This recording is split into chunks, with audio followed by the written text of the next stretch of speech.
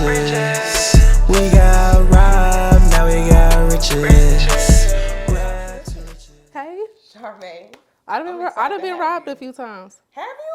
I really have. I'm in the real estate industry. Oh, okay. So yeah. So, y'all, money come, money go. if you want to get robbed, get in real estate. Facts. So That's a good one. Well, okay, so my reason why I got into real estate is because I was given a property for my grandmother. I was only 21, but I was the only one who owned a property on that side. So she was getting sick and she thought I need to put her in my will because obviously she knew what she was doing. And I was working at the bank. So I'm the only granddaughter on my grandmother's side. So she left me a property. Long story short, this is why I got into real estate because I went through so much with that family. This is my blood, this is my dad's side of the family. Yeah. And when my grandmother was getting sick, I was the only one taking care of her, me and my auntie, nobody else. So when they found out what was in the will, it was a mess. Hell to pay. Yep, it was. So they were jealous that you got the property. Yeah. And I'm the granddaughter. How much was the property worth? Was it worth something? Back then, it wasn't really worth a lot. It was like one of those grandmother houses. Yeah. It was probably worth like 80, 90,000. If you fix it up, it was probably worth like 180. Okay. But back in Indiana? This is back in Indiana. And but long story short, I ended up saying whatever, letting them keep it, and I just went hard in real estate. I just went all in, full throttle. Oh, you gave it up? Yeah. Because it was so much trouble. Yeah, it was being upset about it. Yes. She was like, it's not even worth it. Have you ever had a beef with your family? Not yet. That's the worst type of beef. It's like everybody's against you, but you're not even doing nothing. Wow. So, but I do appreciate that experience though, because without that, I would not have really taken real estate serious. What part of it made you be like, yeah, I want to get into real estate? Because it was such a traumatic experience. Why was you like, yeah, this is what I love to do now? Girl, the numbers. Okay. When I seen the numbers and stuff started to break down to me, and then I already had owned a property. Yeah. So it came again. I'm like, oh, so I can own this property. It was just, when you are young and black, you don't think you can do stuff. You see you see other cultures doing it, but you don't think I can have it too. Right. So, and I was only like 21, 22 at the time, and that's when it happened. When I seen them numbers and I seen that I can live this life. Then I came to Atlanta one weekend when I was like 23. I seen how they was living down here. Right. Cause I'm from the little country, girl. It was up. I was like, like, I'm doing it wrong. Yeah. Right. He was like, I've been doing this wrong the whole time. The first house that you purchased, did you live in that house or did you rent it out? You lived in it? Yep. The first house that I purchased was a foreclosed. Okay. It was during the recession in 2011. Yeah. I purchased that property just with a regular traditional home loan. Mm-hmm. Went to the bank. I was working part-time. I was working full-time. I was only making like 20-something thousand, but I guess back then that was pretty good. With $20,000, you can get a $60,000-$70,000 home. Yeah. $70,000 home. So I ended up buying a home. I lived in it, and then all that stuff happened with my grandma. I came to Atlanta. I ended up moving. I sold that house. So. Did you feel like you had to move just to get away from the trauma, or you really felt like Atlanta was like a landed opportunity for you? I was just done with everybody. Yeah. I just was ready to go. Then I came down here for a weekend, and then I just was like, I need a new environment. Right. And I wasn't even an entrepreneur fully at that time, but when I came down here and seen that entrepreneurship is real, that's when I was like, I'm really finna go hard. Yeah. With being an entrepreneur. You mean like living on your own terms, having that time freedom, like building building myself, being able to do what I want, making my own money, making a check in a day, making a tax check in a day. That's really when I decided it. Now I didn't start making money right away, but yeah. Do you feel like people need to move in order to really put themselves out there? Because entrepreneurship is like a risk. Like you taking a risk leaving your 9-to-5 job or your security or your insurance. Yeah. So do you feel like if you move to a new state and just put yourself out there, you really gonna be able to see if you can sink or swim? I don't recommend you get up and leave without a plan, but I don't know what you think. I think people should do it. If you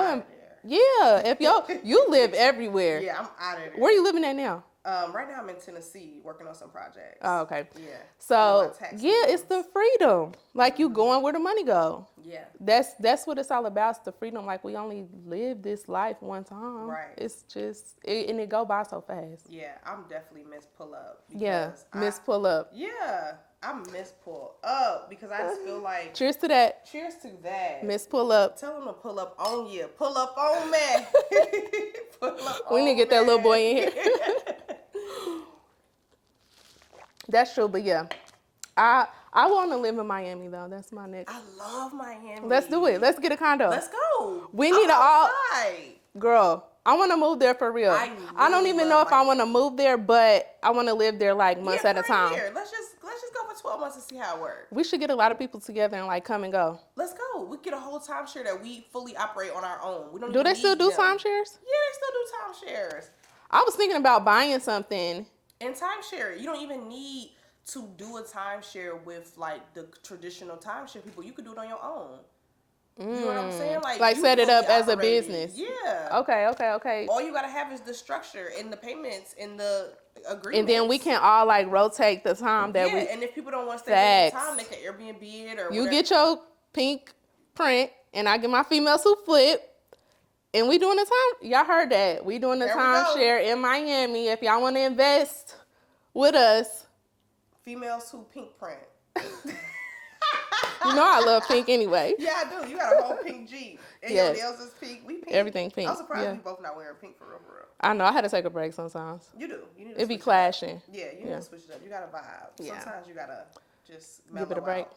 That's what I do. Like when I'm outside, I wear other colors so that people don't recognize me. But do you think pink is a childish color for a business? Because I had this conversation with somebody. I think it's the tone of pink, the tonality that you use. Because, you know, there's pinks that are on the spectrum of, you know, nude or darker or hotter.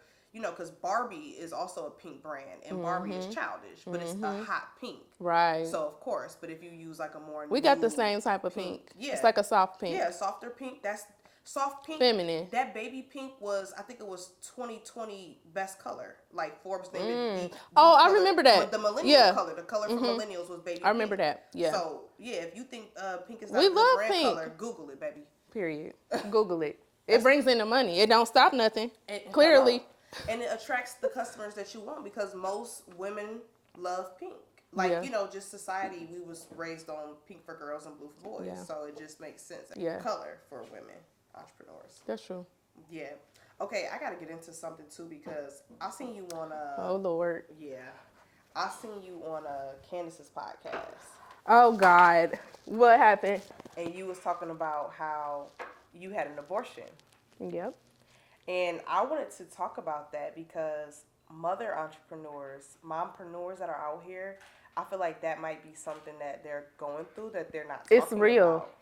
Because I always wonder, you know, I don't have any kids. And I always wonder, how are you making the decisions when it's time for you to focus on your business or to focus on building your family?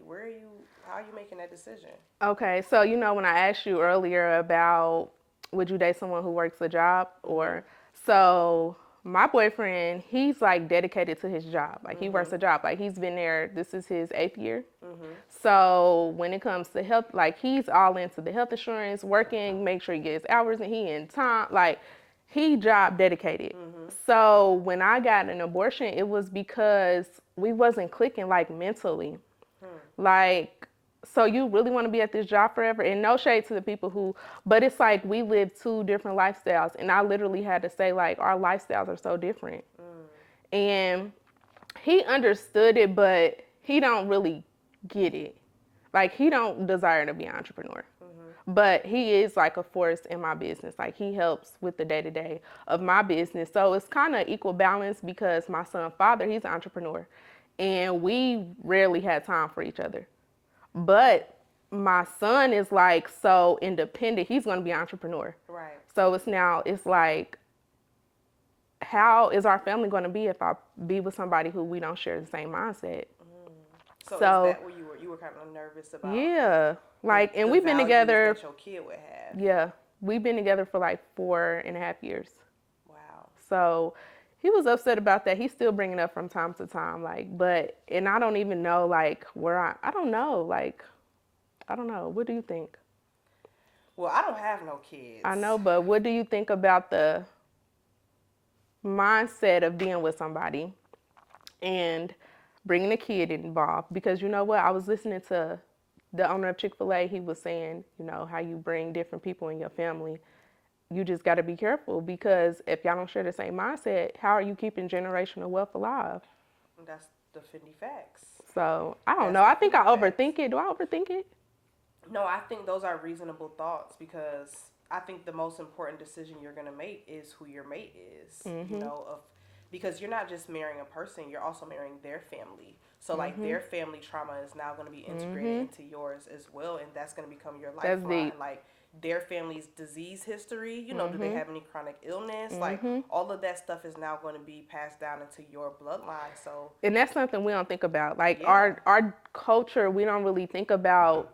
Like, we too outside living a city girl life, which that's fine, because I'm outside too, but how are we building together? Genuinely building, you know what I'm saying? Right, like finding your best friend and a mate.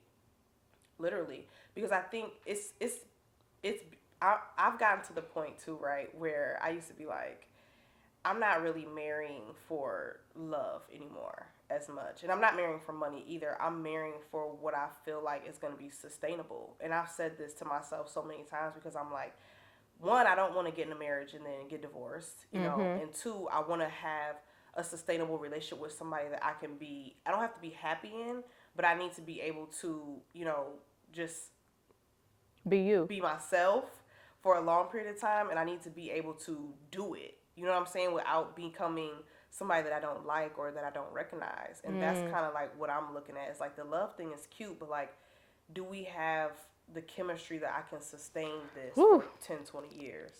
Because it's not no breaking up or no divorce. Yeah. I already went through that with my mom. If we get a kid together, you definitely not. No. Yeah. What's up? Because this kid can go with you. Yeah.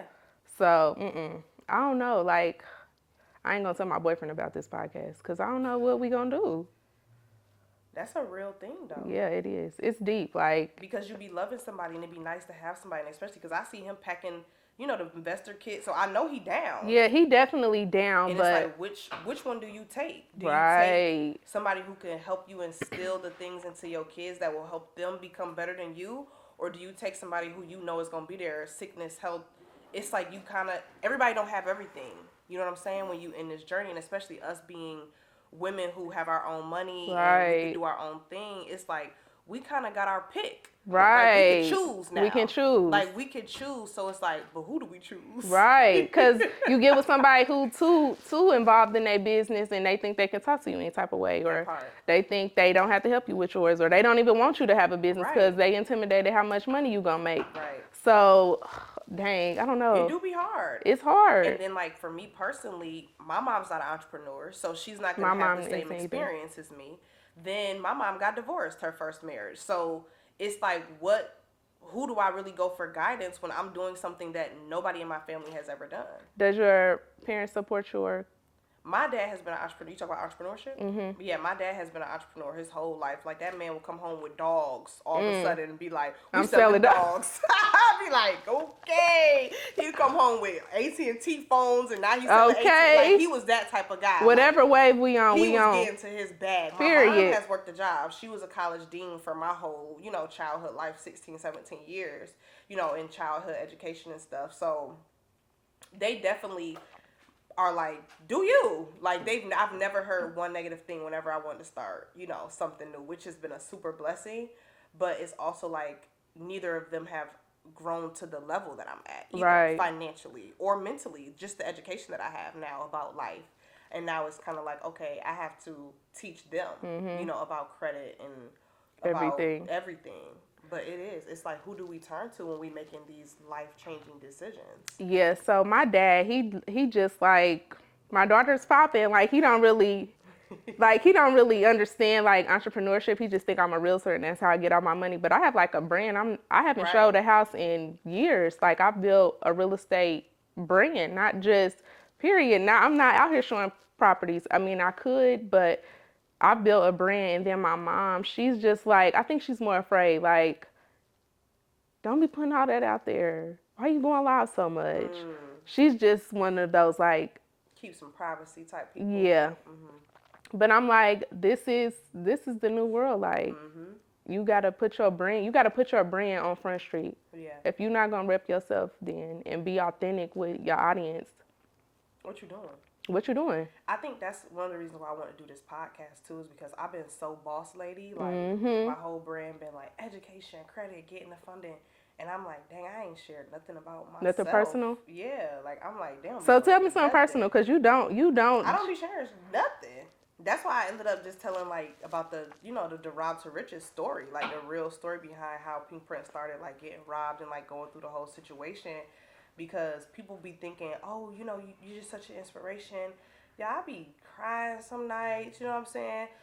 Just last week I was crying, but in a joyful way, because I was looking at it like, wow, like look how far I 2 came. years ago I was stuck, like mentally. How? What happened? After I got robbed from my friend in 2020. Oh, the girl you was doing business with? That we wasn't even doing business. You was living with her. Okay, yeah. That was just really my homegirl for real, like my dog. And so going through that situation, it's like people be looking, like I had to look at myself and reflect, and I was like, dang, like you done really came a long way. Like I need you to just sit in that for a minute. So what about the people? Look, I'm interviewing you. Look, but your life is entertaining though. So what about the people? This is what I'm having an issue with now. I'm having an issue with people who don't know me versus people who seen my whole glow up. So the people who seen my whole glow up, they like, oh my God, yes. But the people who just now knowing me, they like, okay, let me scroll. How does she judgy? So it's like, as new entrepreneurs, you just gotta, cause some people, they waiting to throw stones at you just to see how you gonna react. So every time you gotta stand on business. Like, that word. You gotta stand on business every time, because people just gonna try you just to see how far you can go. And I think part of what I started doing because of that, because girl, I used to be in my emails like, one thing you not finna do. Swear to God. Yeah, I used to be in my emails being real as hell, cussing people out the most. And they'll be like, buyer beware, Stormi is crazy. And I'd be like, okay, I gotta That's when I realized I needed a team, because I was like, nope. I gotta separate. So like creating that separation helps a lot, because you don't have to be like in the, in the trenches no more. Because we done the customer service, the content, the email marketing. By the end of the day, you don't want to hear nothing about how you couldn't figure out how to click download here to get a digital ebook. It's simple. But that's why you put those levels in place. And then on top of that, I think what's also been helping me too, not only just like creating that streamlined process, is also just like being real with myself. Like, you know what I'm saying? Like being real with myself and being like, okay, what do I really have the capacity to do and not do? You know what I'm saying? And just being honest. Not doing too much. Yeah, and being like, I ain't gonna lie to you right now, I ain't got it. Like it ain't in me. Like I just can't. Let's pause this. Yeah, like that helps so much. How many hours you work a week? I would say I probably work, it's over 40. It's probably like 40, it's at least 50, 49, 50, 55, somewhere in there. Nah, I ain't at 45, 50. I'm probably about at like good 30 right now. You at a good 30? Yeah. What am I missing? People. I need more people? Yep. People. All the jobs I used to work in my business, all the hats I used to wear, I'm hiring everything now. Like I need honestly, to reevaluate. I went broke. Not broke, but like I went broke in my business. Like I spent all my operating expenses on hiring my C-suite out, my CFO, my COO, because I was like, I can't do this no more. You know what I'm saying? Like I'm just like, I'd rather just spend the money, because I feel like they gonna help me make the money back. You know what I'm saying? It was like my business account was at like $7,000. I hadn't seen my money go that low in years. And you still dishing out to your business. That's what you gotta. Period. That's what you got to do. I'm spending all my money on a C-suite, and I was like, I'm doing it because I know for a fact when my accountant really get in here and could really map out a plan financially for the business, I know we gonna hit. Then it was like, okay, cool. When my COO can get in here and teach me how to really train a staff, really create procedures, really streamline the processes, then I still gonna really slap. Okay, give me an assistant. Okay, give me this. Give me a manager. I was like, cool. We've been making more money this year, already hitting bigger numbers than we did last year. Yeah. So my team consists of, I got an assistant, a social media manager. I need to hire another assistant. And then I have someone who handles my real estate, like transactions, a transaction coordinator. So those are the only 3 people that I got, but I'm working too much, I feel. Like What do you spend the most time doing? Well, it was analyzing deals, real estate deals, until I hired a deal analyzer. So I don't have to worry about that. But I spend the most time just putting my brain into the business, I think. Like, I'm opening up a real estate firm in Atlanta. So just putting that, like, I spend probably like 5 hours on that a week. And then events, I want to make sure I'm doing at least 2 or 3 events a month. So I'm putting time into there. So it's just, I think I've spent too much time in the business. I need to hire somebody to start thinking for me. Yeah, you do need thinkers on your team for sure. Yeah. But anytime you're doing something new, like a firm, like with the podcast, I was at that point a week, I was probably doing 50 hours, like planning it out, mapping everything. Yeah, You know. so it varies. Yeah, so like when I'm doing something new, when I'm on autopilot. I think the thing with me, I be getting down to like 30 hours, like you said, and I need to hire some more people on my team. But I be getting down to 30 hours, then I be coming out with new ideas. Something new. Why we like that? That's the point, though. It's like, okay, cool. Come up with something. Put the system together. Put the structure together so that you could go to other revenue-generating avenues. So then, by the time you look back a year later in your business, you got 7 streams operating in your business that's making you money. And that's the whole point. But so many people be trying to like start new businesses and their own business don't even got no streams of income. Say that again. I be like, what you do? They be like, oh, I do lashes. I be like, that's it? Right. It ain't I be enough. like, you ain't got no lashes. You ain't got no classes. You ain't got no ebooks. You ain't got no, you know what I'm saying? You got to have streams. Yeah, I just had this conversation with somebody. 100K like 3 years ago used to be good money. Nowadays, that's not enough. Like for you to pay your bills, live your life, go on vacation, to have a free mental, like 100K is not enough anymore. Not. Inflation done went up way I too swear. Much. If you're not making 250 like $250,000, you hurt. Yeah. I ain't gonna hold you. Yeah, I ain't gonna hold you either. Wait, do you pay yourself out your business? I started to last year, so I'm my business. I just switched over to S Corp. Have you paid your taxes for this year? S-Corps. Yeah. Oh no, we haven't paid. I ain't paying mine. Let's drink to that. Cause I don't want to pay.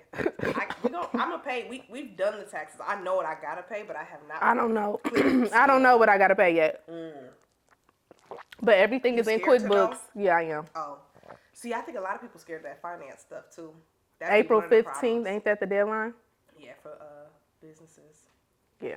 So, but they get paid every year. Cause how else am I gonna use their money to buy investments? So that's why I be telling people. I had a lady who was like, I want to start a salon suite, and I think I need about $150,000, but I don't want to do my taxes. I said, you're not getting nothing. Forget about it. No, they not finna give you no money if you ain't giving them nothing. I'm like, you gotta think it's relationship. You know what I'm saying? Like, Yeah.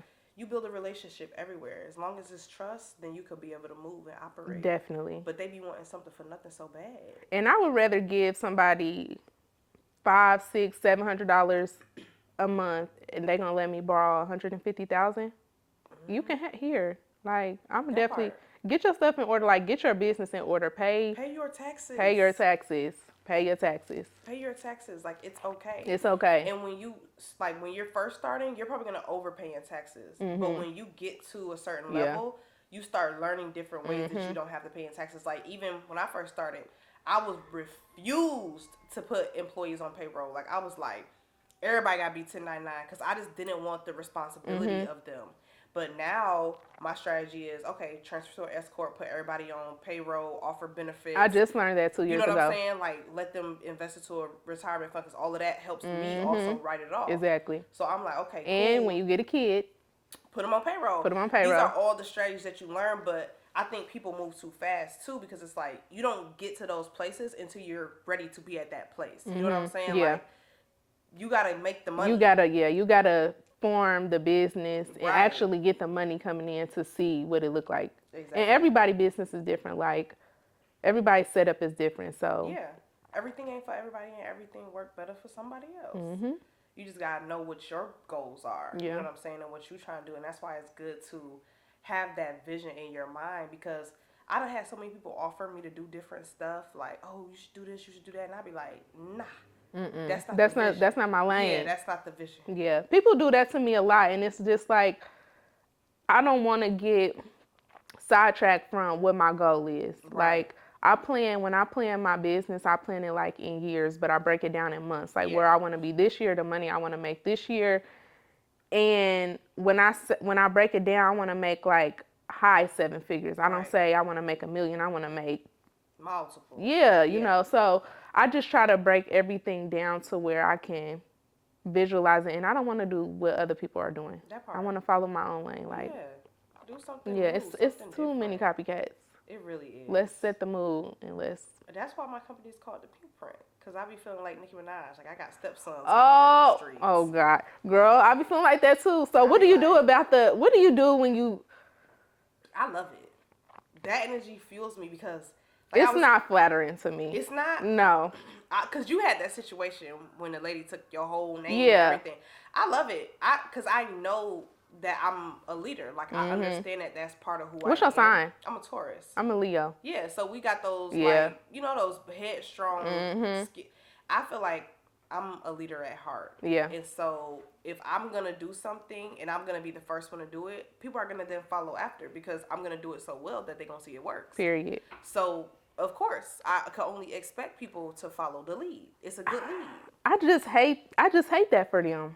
Because your next move, you not going to make one. You not going to like, come on. And when I see it, I just be like, come on now. Yeah. I be like, yes. I be happy because I be like, I'm happy that somebody else is, you know, taking the stride. It's like I'm paving the way. I appreciate paving the way. Automatic copy or inspiration, it's a difference, Stormi. Yeah, no, you ain't lying. You feel like that for both. They flat out copy you, and you feel like that. Ain't no way. I've literally had people flat out, they might not take Pink Print the name. Try to rob you. Yeah. Basically. But that's what they trying to do. Yeah, I've had people literally come in my mentorship program, learn how we run our system, and then go start their own mentorship program. And then stay in our... That's not flattering to me. I don't like that. I've seen it. Like, but I guess it's life. That's what... Yeah, it's.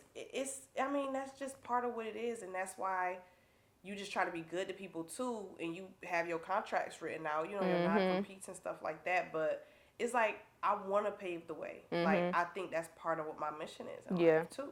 It's like, if I don't show them, who gonna show them? Period. Because can't nobody do it. Like, you got to have that attitude. You know what that's my attitude. If can't nobody do it like me. That's how I be feeling. Yeah.